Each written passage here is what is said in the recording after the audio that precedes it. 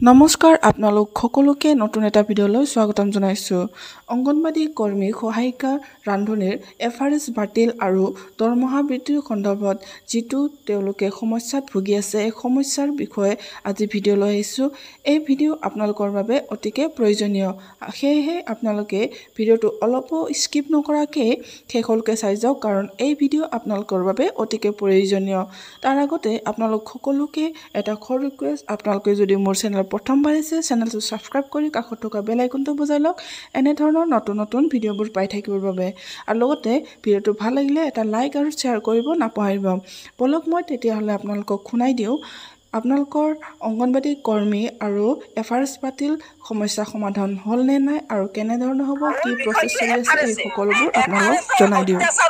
ভাৰতবৰ্ষৰ অংগনবাড়ীয়ে জলকে জলকে পানী খাইছে, এনেকে তদ্ৰুপ অসমৰ অংগনবাড়ীও জলকে জলকে পানী খাইছে। এফআৰএছ কৰি এগৰাকী অংগনবাড়ীয়ে 3 দিন 4 দিন টোপনি নামাৰে। এফআৰএছ কৰি এগৰাকী অংগনবাড়ীয়ে ভাত পানী এৰিছে। এফআৰএছ কৰি গাঁৱৰ মানুহৰ গালি খাইছে।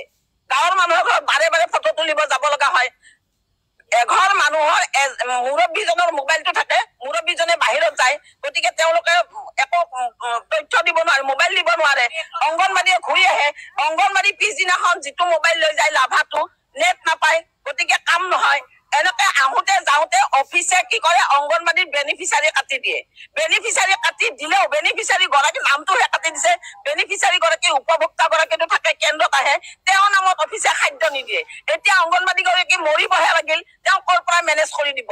গতিকে এনেকে জীয়াটো ভুগাইছে চৰকাৰে, এনেকে জীয়াটো ভুগাইছে এফআৰএছ পদ্ধতিটোক লৈ। সেইকাৰণে উপায়ন্তৰ হয় আজিৰ তাৰিখত সমগ্ৰ ভাৰতবৰ্ষৰ জিলাবোৰত আজিৰ ডেটত এনেকুৱা ধৰণৰ ৰাজধানীত অংগনবাড়ী ওলাইছে, নো এফআৰএছ নো ৰেছ কৰি কিনে।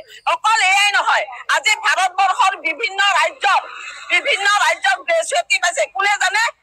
অৱসৰী কৰ্মী সহায়িকা বিলাকে। আমাৰ অসমত কিয় নাপায়? আমাৰ অসমত ইমান প্ৰগ্ৰেছটো কম, কিন্তু অসমত বিয়াগুম নেতা আছে। এই নেতাবিলাকৰ কথাত আনক থকা সৰকা হৈ যায়, কিন্তু কাম কিয় নকৰে? অংগনবাড়ী বিলাকক কি বুলি ভাবিছে? অংগনবাড়ী বিলাক মানুহ নহয়। অংগনবাড়ীৰ ভোট তেওঁলোকে পোৱা নাই, অংগনবাড়ীৰ ভোট লৈ তেওঁলোকে দিছপুৰত শাসনত বহা নাই। আমাক যে তেওঁলোকে চাব নোৱাৰে, বৰঞ্চ কামৰ ওপৰত কাম আৰু একত্ৰীকৰণ আৰু এফআৰএছৰ জৰিয়তে এতিয়া ICDS নিৰ্মূল কৰিব ওলাইছে চৰকাৰৰ সেইটো প্লেন। গতিকে চৰকাৰৰ প্লেন আমি সিদ্ধহস্ত হ'ব নিদিওঁ। আমাৰ ৰাজ্যিক সংগঠন আৰু অল ইণ্ডিয়া সংগঠন সদায় জাগ্ৰত হৈ আছে। যেতিয়াই যি পৰ্ব আহে জঁপিয়াই পৰে। গতিকে জঁপিয়াই পৰিম। একত্ৰীকৰণৰ কাৰণে কোনো অংগনবাড়ীক আমি কামৰ পৰা ছাঁটাই হ'ব নিদিওঁ, আৰু এফআৰএছৰ কাৰণে কোনো অংগনবাড়ীক জলকে পানী খাব নিদিওঁ। ইয়াৰ কাৰণে অসম ৰাজ্যিক অংগনবাড়ী কৰ্মী সহায়িকা কি কম, চৰকাৰৰ কথা ক'ব ভয়ে লাগে। আজিকালি লঘু দুখত গুৰু শাস্তি দিয়ে। আপোনালোকেতো জানে, হিমাশ্ৰী নামৰ ছোৱালী এজনীয়ে এটা কবিতা লিখিছিল, তাৰে কাৰণে জেলত দিলে। আমিও ভাই এতিয়া কথা ক'ব ভয় কৰা হৈছো, কাৰণ যিটো অংগনবাড়ী কেন্দ্ৰ, অংগন মানে চোতালত বহি ল'ৰা ছোৱালী শিক্ষা প্ৰদান কৰাটো অংগনবাড়ীৰ ধৰ্ম। কিন্তু তাকে নকৰি চৰকাৰে কৰিছে কি, আদৰ্শ চেণ্টাৰ দিছে। আদৰ্শ চেণ্টাৰ দিয়ক, মডেল চেণ্টাৰ দিয়ক, আমাৰ ক'ব লগা নাই। এটা কেন্দ্ৰত 25 লাখ টকা দিছে। জানে আজিকালিতো মানুহ বিলাকে 60-40 যদি পকেটত নোসোমাই তেতিয়াহ'লে ঠিকাবিলাক নিদিয়ে।